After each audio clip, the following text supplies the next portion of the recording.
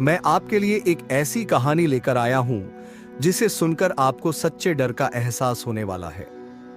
दोस्तों, आज की यह कहानी दिल्ली के विशाल की है, जो गाड़ियों के बहुत शौकीन हैं। उनके इसी शौक की वजह से उन्हें एक ऐसा भयावह अनुभव मिला जिसने उनका पूरा जीवन बदल दिया। तो चलिए, इस कहानी को हम विशाल के नजरिए से सुनते हैं, लेकिन उससे पहले अगर आपने हमारे चैनल को सब्सक्राइब नहीं किया है तो कृपया सब्सक्राइब कर लें ताकि हमारे बीच संबंध मजबूत हो सके। नमस्कार साथियों, मेरा नाम विशाल है। मैं 24 साल का हूं और दिल्ली का निवासी हूं। दिल्ली तो एक बड़ा शहर है, लेकिन मेरा घर एक शांत इलाके में है। मेरे पापा एक सरकारी नौकरी करते हैं और मम्मी घर संभालती हैं। मेरा एक छोटा भाई भी है जिसका नाम राहुल है, जो अभी स्कूल जाता है। मैं बचपन से ही गाड़ियों का शौकीन रहा हूं। मेरे पास एक पुरानी लेकिन अच्छी कंडीशन में कार है। मैं अक्सर अपने दोस्तों के साथ घूमने जाता हूं या कभी कभी टैक्सी ड्राइवर की तरह काम भी कर लेता हूं। एक रात करीब 12 बजे मुझे एक कॉल आई। एक आदमी ने कहा कि उसे तुरंत एक ड्राइवर की जरूरत है। वह काफी परेशान लग रहा था।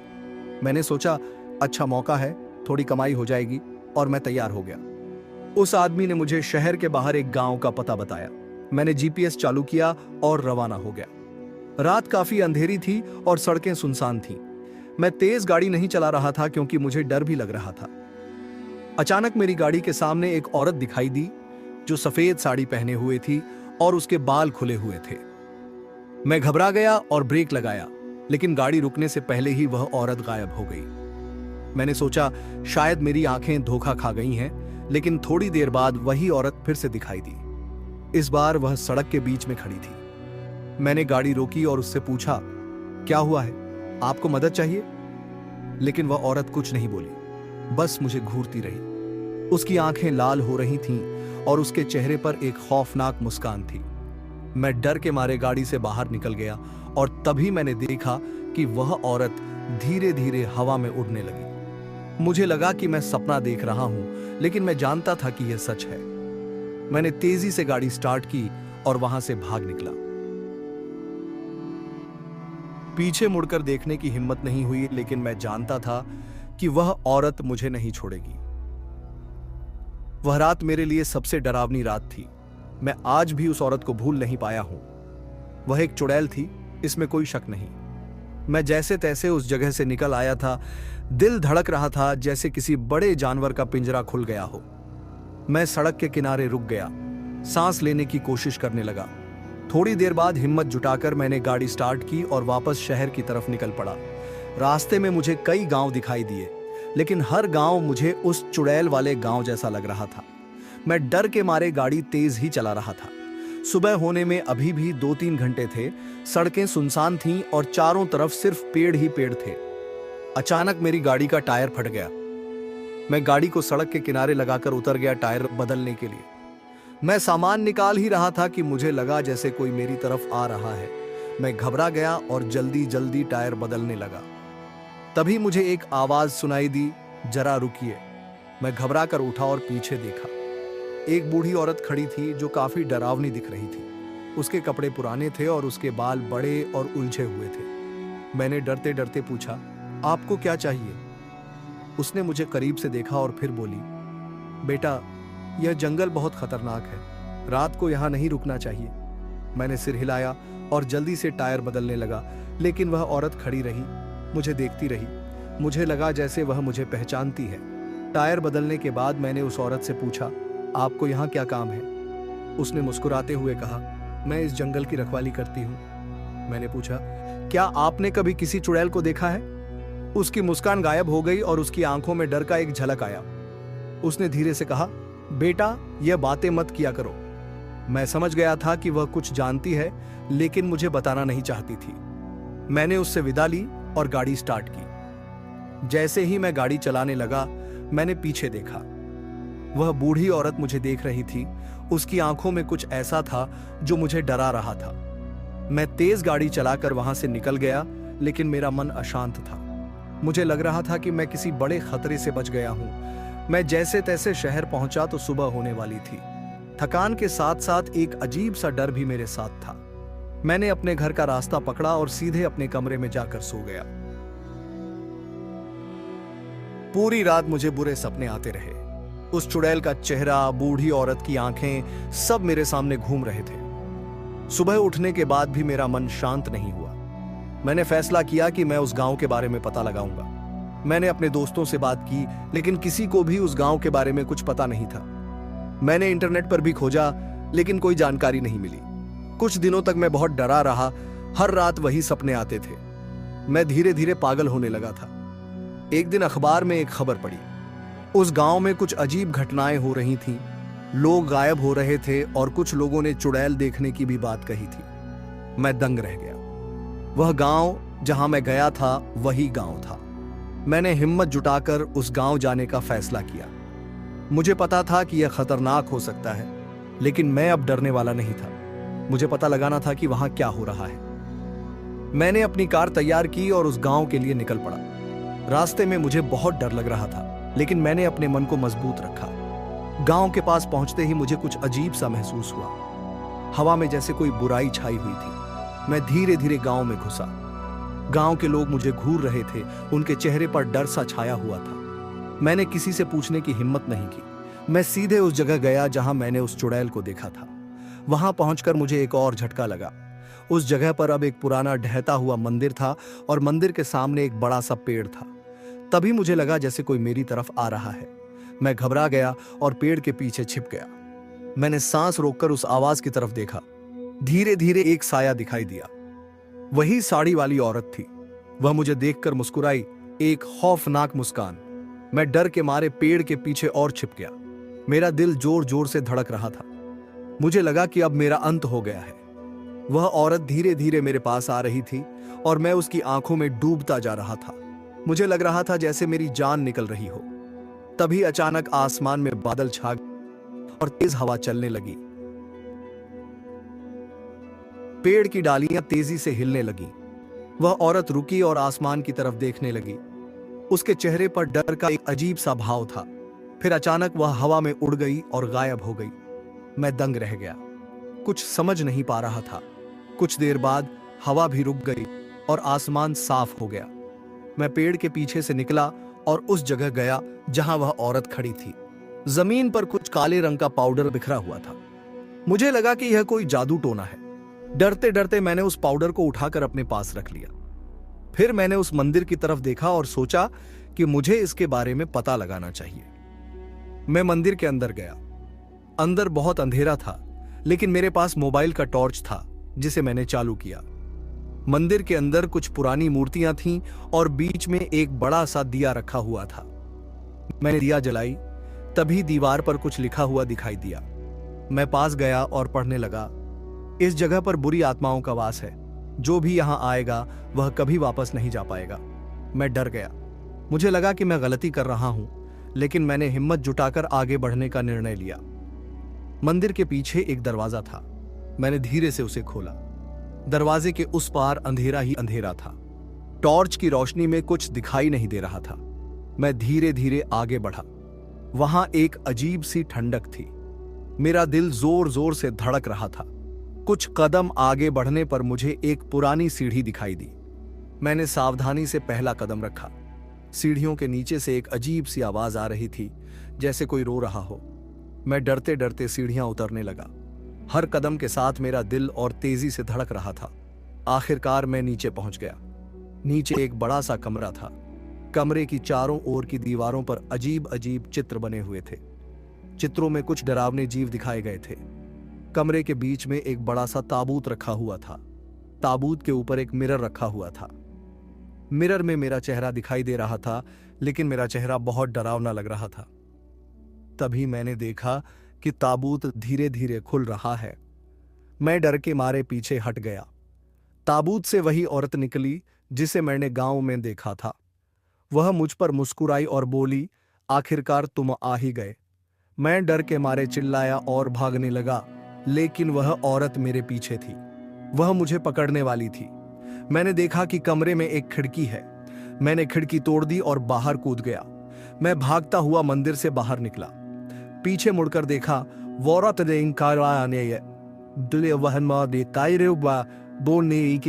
ओंट मेरे पीछे थी। वह मुझे पकड़ने वाली थी। मैंने तेजी से दौड़ लगाई। मुझे पता था कि अगर वह मुझे पकड़ लेगी तो मेरा अंत हो जाएगा। मैं भागता हुआ गांव से बाहर निकल गया। मैंने पीछे मुड़कर देखा, वह औरत अब दिखाई नहीं दे रही थी। मैं थककर एक पेड़ के नीचे बैठ गया। मेरा दिल अभी भी जोर जोर से धड़क रहा था। मुझे नहीं पता था कि मैं क्या करूं। तभी मैंने देखा कि आसमान में एक तारा टूट रहा है। मैंने मन ही मन प्रार्थना की कि मैं सुरक्षित घर पहुंच जाऊं। मैंने हिम्मत जुटाकर अपनी कार की तरफ बढ़ा और कार स्टार्ट की। तेजी से वहां से निकल गया। मैंने कभी पीछे मुड़कर नहीं देखा। मैं बस यही सोच रहा था कि मैं सुरक्षित घर पहुंच जाऊं। आखिरकार मैं अपने घर पहुंच गया। मैंने दरवाजा खोला और अंदर चला गया। मैंने दरवाजा बंद किया और कुंडी लगा ली। मैं अपने कमरे में गया और बिस्तर पर लेट गया। मैं बहुत थका हुआ था, लेकिन मैं सो नहीं पा रहा था। मुझे लग रहा था कि वह औरत अभी भी मेरे पीछे है। मैं डर के मारे रोने लगा। तभी मैंने देखा कि मेरी मेज पर वही काला पाउडर रखा हुआ है जो मैं मंदिर से लाया था। मैंने उस पाउडर को उठाया और खिड़की से बाहर फेंक दिया। फिर मैंने अपनी आंखें बंद कर लीं और प्रार्थना करने लगा। मैं नहीं जानता कि क्या हुआ, लेकिन धीरे धीरे मुझे नींद आने लगी। जब मैं उठा तो सूरज की रोशनी मेरे कमरे में आ रही थी। मैंने खिड़की से बाहर देखा, सब कुछ सामान्य लग रहा था। मैं उठकर पानी पीने गया। जब मैं वापस आया तो मैंने देखा कि मेरी मेज पर एक नोट रखा हुआ था। नोट में लिखा था, तुम सुरक्षित हो, लेकिन अब कभी वापस मत आना। मैं समझ गया था कि वह नोट उस औरत ने लिखा था। मैंने नोट को फाड़ दिया और फेंक दिया। मैंने फैसला किया कि मैं कभी भी उस गांव के बारे में नहीं सोचूंगा, लेकिन मैं जानता था कि वह रात मेरे जीवन की सबसे डरावनी रात थी। उस रात के बाद मेरा जीवन बदल गया। मैं पहले जैसा नहीं रहा। हर रात वह चुड़ैल मेरे सपनों में आती थी। मैंने डॉक्टरों के पास जाकर इलाज किया, लेकिन कोई फायदा नहीं हुआ। दवाइयों ने भी मेरी नींद नहीं लौटाई। दिन बीतते गए और मेरा डर धीरे धीरे कम होता गया, लेकिन वह रात, वह गांव, वह चुड़ैल, ये सब मेरे दिमाग से कभी नहीं निकले। मैंने अपनी जिंदगी बदलने की कोशिश की, नई नौकरी की, नए दोस्त बनाए, लेकिन अंदर ही अंदर एक खालीपन सा रह गया। अब मैं शादीशुदा हूं, मेरे 2 बच्चे हैं, एक बेटा और एक बेटी। मैं कोशिश करता हूं कि वे दोनों खुश रहें, लेकिन कभी कभी रात को जब सब सो जाते हैं तो अकेलेपन का एहसास होता है। मैं फिर से उस रात की यादों में खो जाता हूं। वह चुड़ैल की आंखें, उस मंदिर का अंधेरा, ये सब मुझे डराते हैं। लेकिन साथ ही एक अजीब सी उत्सुकता भी होती है। क्या वह औरत अब भी जिंदा है? क्या वह वापस आएगी? ये सवाल मेरे मन में हमेशा रहते हैं। मैं अब उस गांव के पास भी नहीं जाता। वह जगह मेरे लिए एक बुरा सपना बन चुकी है। मैं बस इतनी ही उम्मीद करता हूं कि मेरी अगली पीढ़ी को कभी भी ऐसे डर का सामना न करना पड़े। वक्त की रफ्तार ने बहुत कुछ बदल दिया था। बाल सफेद होने लगे थे, चेहरे पर झुर्रियां आ गई थीं, लेकिन वह रात, वह डर, वह चुड़ैल, सब कुछ उतना ही ताजा था जितना पहले। अब मैं एक दादाजी बन चुका था। मेरे पोते पोती मुझे प्यार से दादाजी बुलाते थे। उनके साथ खेलना, उनकी हंसी देखना मुझे जिंदगी की एक नई समझ देता था। एक दिन मेरी पोती आंचल मेरे पास आई। वह बहुत ही जिज्ञासु बच्ची थी। उसने मुझसे पूछा, दादाजी, आप हमें कभी कोई डरावनी कहानी सुनाते क्यों नहीं? मैं मुस्कुराया। मुझे याद आई वह रात, लह डर, लेकिन फिर मैंने सोचा कि शायद यह सही वक्त है कुछ बातें बताने का। मैंने आंचल को गोद में उठाया और धीरे से कहना शुरू किया। मैंने उसे पूरी कहानी सुनाई, लेकिन रारने हिस्सों को कम करके। मैंने उसे बताया कि डरना बुरा नहीं है, लेकिन उससे लड़ना जरूरी है। कहानी खत्म होने के बाद आंचल ने मेरी आंखों में देखा और कहा, दादाजी, आप बहादुर हो। मैंने उसे अपनी बाहों में कसकर पकड़ लिया। उस पल मुझे लगा कि शायद वह डर, वह खौफ, सब कुछ पीछे छूट गया है। शायद अब मैं उस रात से आगे बढ़ सकता हूं। अगले दिन आंचल ने अपने दोस्तों को भी वह कहानी सुनाई। धीरे धीरे पूरी कॉलोनी में मेरी कहानी फैल गई। लोग मुझे बहादुर कहने लगे। मुझे अच्छा लगा, क्योंकि मैं समझ गया था कि डर को जीतना ही असली बहादुरी है, और मैंने यह कर दिखाया था। अब जब भी रात होती और अंधेरा गिरता तो मैं डरता नहीं था, बल्कि मैं उस रात को याद करता था जिसने मुझे मजबूत बना दिया था। हर रात सोने से पहले मैं अपनी पोती आंचल को एक कहानी सुनाता, कभी डरावनी तो कभी रोमांचक। मुझे पता था कि कहानियों में ही जादू होता है जो डर को दूर भगा सकता है। वर्षों बीत गए। मैं अब बहुत बुजुर्ग हो गया था। आंचल भी बड़ी हो गई थी, शादी कर चुकी थी। मेरे पोते पोती अब बड़े हो रहे थे। एक दिन जडीनी मैं अपने बगीचे में बैठा था तो मैंने देखा कि आंचल की बेटी यानी मेरी परपो नैना मेरे पास आ रही है। नैना बहुत प्यारी बच्ची थी। उसकी आंखों में वही चमक थी जो कभी आंचल की आंखों में हुआ करती थी। नैना ने मुझसे पूछा, दादाजी मुझे कोई डरावनी कहानी सुनाइए। मैं मुस्कुराया। यह सिलसिला फिर से शुरू हो रहा था। मैंने उसे गोद में उठाया और धीरे से कहना शुरू किया, एक बार की बात है। मैंने उसे वही कहानी सुनाई जो मैंने आंचल को सुनाई थी, लेकिन इस बार कहानी थोड़ी अलग थी। मैंने इसमें कुछ नई चीजें जोड़ी और बताया कि डर से कैसे दोस्ती की जा सकती है और कैसे वह हमें मजबूत बना सकता है। कहानी खत्म होने के बाद नैना ने मेरी आंखों में देखा और कहा, दादाजी आप बहुत बहादुर हो। मैंने उसे प्यार से दुलारा। मुझे लगा जैसे समय एक चक्र की तरह घूम रहा है।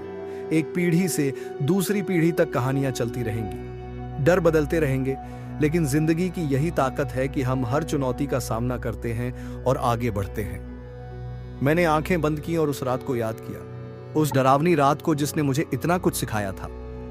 मैं मुस्कुराया क्योंकि अब मुझे पता था कि डर सिर्फ एक भावना है जिसे हम काबू में कर सकते हैं। और जब मैंने अपनी आंखें खोली तो मैंने देखा कि सूरज ढल रहा है और आसमान में एक खूबसूरत नजारा था। मैं शांत था, संतुष्ट था, क्योंकि मैं जानता था कि मेरी कहानी आगे भी चलती रहेगी नई पीढ़ियों के साथ। इस तरह एक डरावनी रात की कहानी एक उम्मीद की कहानी बन गई। जीवन एक वृत्त की तरह है। यह समझ मैंने तब गहरी की जब मैं अपने जीवन के अंतिम पड़ाव पर था। बीमारी ने मुझे अपने आंचल में लपेटना शुरू कर दिया था। अस्पताल के सफेद कमरे की 4 दीवारें मेरे जीवन के आखिरी अध्याय की साक्षी बन रही थी। मेरी नजर खिड़की से बाहर जा रही थी, जहां सूरज धीरे धीरे डूब रहा था और उसमें एक अद्भुत शांति थी, जैसे वह भी मेरे साथ इस विदाई के पल को साझा कर रहा हो। मैंने अपनी आंखें बंद की और अपने जीवन के पन्ने पलटने लगा। बचपन की मासूमियत से लेकर युवावस्था के उफान तक, प्यार, हंसी, गम, सब कुछ एक फिल्म की तरह मेरे सामने घूम रहा था। और फिर वह रात, वह चुड़ैल, वह डर, सब कुछ एक धुंधली सी याद बनकर रह गया था। मैंने महसूस किया कि डर, जो कभी मेरा साथी था, अब एक परछाई बनकर रह गया था। जीवन ने मुझे इतना कुछ दिया था कि डर की कोई जगह नहीं बची थी। अस्पताल के कॉरिडोर में पैरों की आहट सुनाई दी। मेरी बेटी आंचल मेरे पास आई। उसका हाथ मेरे हाथ में था। उसकी आंखों में डर था, लेकिन वह मुझ पर मजबूत रहने की कोशिश कर रही थी। मैंने उसकी आंखों में देखा और मुस्कुराया। मैंने उसका हाथ अपने हाथों में कसकर पकड़ा और धीरे से कहा, डरो मत बेटी, जीवन चलती रहती है, हर अंत एक नई शुरुआत का रास्ता खोलता है। उसकी आंखों से आंसू बहने लगे, लेकिन उसके चेहरे पर एक मुस्कान भी थी। मैंने उसकी आंखों में देखा और समझ गया कि वह समझ गई है कि जीवन एक चक्र है और मृत्यु सिर्फ एक नया अध्याय है। मैंने आंखें बंद की और फिर शांति की लहर में डूब गया। दोस्तों, आज की यह कहानी आपको कैसी लगी? कमेंट करके हमें जरूर बताएं। साथ ही यह भी बताएं कि आप हमारी कहानी को कहां से सुन रहे हैं और अपना नाम भी बताएं, ताकि हमें पता चल सके कि हमारी कहानी को कौन कौन सुनता है।